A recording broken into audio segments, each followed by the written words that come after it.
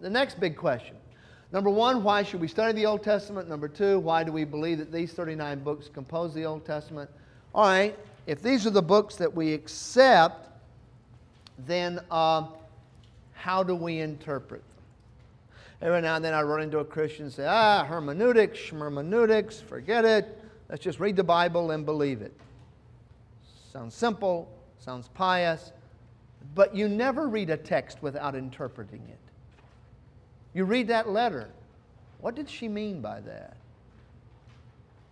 Don't take that sentence out of context in that letter without what? Reading it in the context of the whole letter. We do that all the time. That's hermeneutics. You're applying hermeneutics to the interpretation of one word or one phrase in a letter.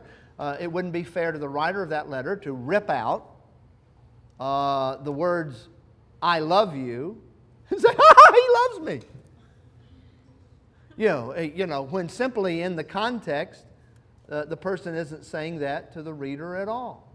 They're saying, when I was talking to him, he said, I love you, but Well, it would be idiotic for you to be reading that letter when he's talking about this conversation with somebody and you isolate the words, I love you, and say, oh, he's talking to me. It's a simple principle of context.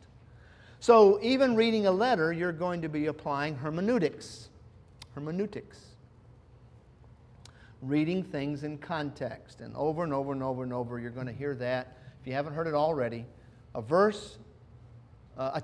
text taken out of context can become a pretext for proving anything.